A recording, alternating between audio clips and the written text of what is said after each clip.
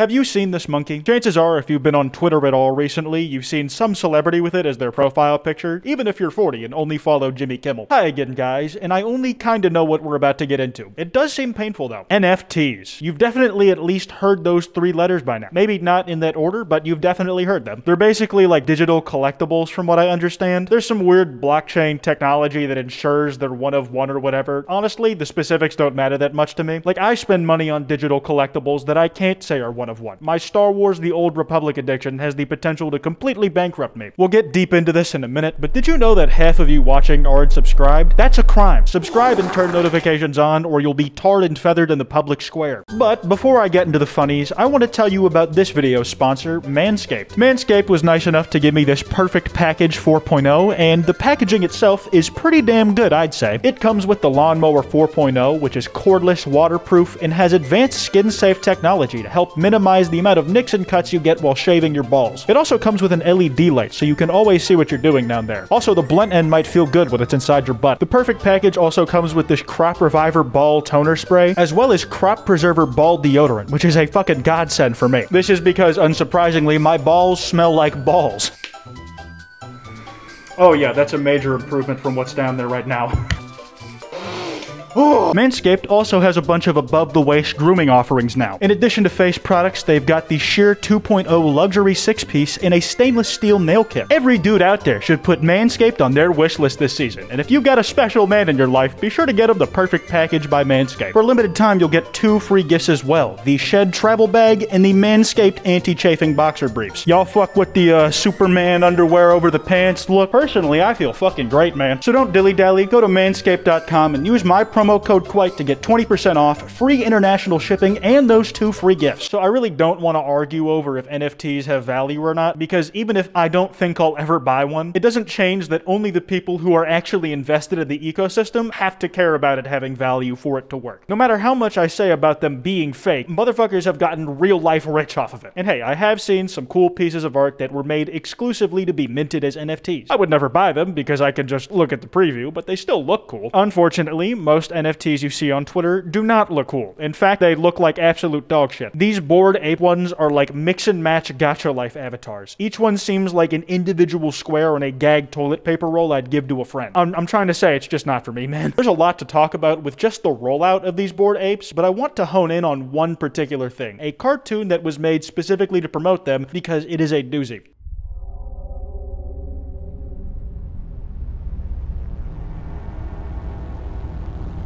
Bugger. Fuck. Stupid, nonsensical, goddamn Yetis. Those things in space look like the fodder enemies in a Sonic game. One thing you'll quickly come to realize is that this show is just one gigantic ad. Almost everything in it is based off an NFT or related to one in some way. I'll do my best to be your museum tour guide for it as we make our way through. Is it at it again? Leave it to me, boys. Finally. Man, we have been here for like, what, 30 seconds, and they are just throwing a lot of shit at us. That girl gorilla had no chance to be introduced, and suddenly she's spacewalking to do some manual windshield wiping? I really can't wait to see what's next. I'm just on the edge of my seat, even though I'm standing. Also, I love the way that you can tell the difference between a side character Red Ape and a main character Red Ape is that the main characters have hair. One last thing about that clip, and this is super nitpicky, but this back shot of an ape's head is unintentionally terrifying.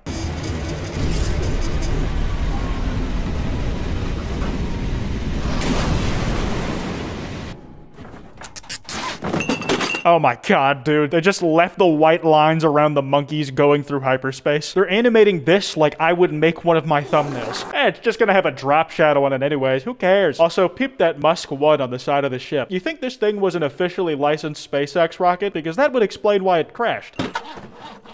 Hey, buddy. You flown this thing before, or, Well, actually, I had my first flight just last week. Long story short, ended up a little dead. Yeah, this is a good start. Yep. Listen, I'm not gonna sit here and pretend I've ever even attempted or am capable of managing a production like this. I'm sure it's hard and it's got its unique challenges that you've gotta make do with, but you gotta admit, it's a little fun to poke fun at. This seems like an animation from Newgrounds from 2005. Actually, no, those animations were dope as fuck. This is not. Like, when I first heard about this on Twitter, the guy who dropped the trailer was just hyping it the fuck up. He was so confident in it. This is literally a masterpiece, and they're just getting started. The people hating on greatness gonna regret it later on. And who knows? He could be right. Maybe this show will go on to be a hit NFT series success, maybe the first of many. But until then, I'm going to watch the ratios roll in. 2 days earlier. Fuck! Bruh. That's the exact same fuck voice they used at the start. They are literally copying all my ways of doing shit. They're reusing voice lines the way I reuse footage when I don't feel like getting on camera. I just use old clips of me talking, mute them, and then dub over them. That might not be true, but now that it's in your head, you guys are gonna go to old videos and look to see if you can find any time that I did. No humans detected. Dope. Okay, come on, guys. I thought the whole point of this show was to make money. But here you are, giving away monkey feet pics for free? You could have sold that lower half of a monkey's body as a completely separate NFT. That's a whole market you've just completely flushed down the toilet. Alright, now prepare yourself for this next clip because you are in for a long hallway walk that is just straight advert.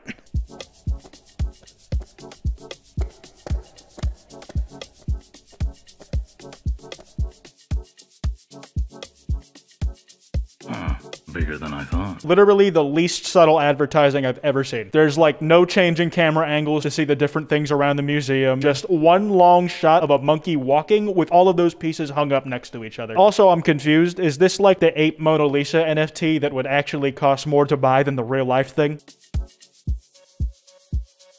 Gold. I ain't seen that shit in years. Okay, this show needs to come with a horror warning because that definitely counts as a jump scare.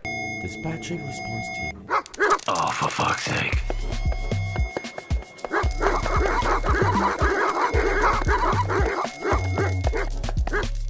Fuck! There it is again, the same fuck line, a third time. They're getting as much mileage out of that thing as they can. Is every piece of audio in the show an NFT as well, and the voice actor is charging $10,000 a word? Because if that's the case, then it's fucking genius.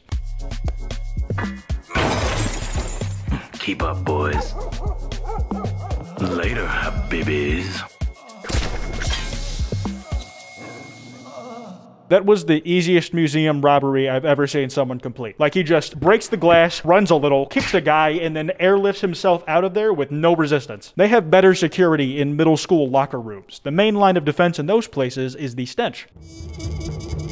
Tell me you've got something good. Honey, would the husband you idolize and adore let you down? Don't answer that. Do you know what this is? This little lump of gold is actually a device containing the most valuable NFT ever created. This could be a stylistic decision, but the way their mouths move make me a little nauseous. About to hack up that egg sandwich I had this morning. It's like there's air bubbles welling up under every part of their lips that could just burst at any moment. And then they also move their jaws at like 3 frames per second, so you get to see every single angle of the massive chompers that they give these things. Every tooth in their mouth is the size of one of their eyes. I read about it in Vogue. NF what? Non-fungible token? Non-fuckable toucan. All you need to know is that it actually is worth more than the entire city of Paris. You know how most children cartoons from the decades gone by pretty much solely existed to sell action figures to kids? I feel like that's what this show is trying to do with adults and NFTs, but it just does not have the same appeal as Power Rangers, man. Marketing is way worse. If the guys who were going to celebrities to get them to change their profile pictures to NFTs had gotten Family Guy to do an episode where everything was an NFT, then that might have worked. It would hit that perfect demographic of people who had no idea what the hell they were watching, but wanted to make money off it anyways. Including the Awful Tower. Yes, including the Eiffel Tower. That'll be our ride out of here. I swear to God, shit just happens randomly in this show. Like, they're sitting down 1 second, and then suddenly they're both standing up in completely different places than they were sitting. There's a shaking overhead, like an earthquake or a ship, I don't know, and they know that's their cue to scatter. I have no idea what's happening. Well, this is another nice mess you got us into. Who? How? Huh? Is there a fucking owl here? Give me that. You won't get away with this, Chucky.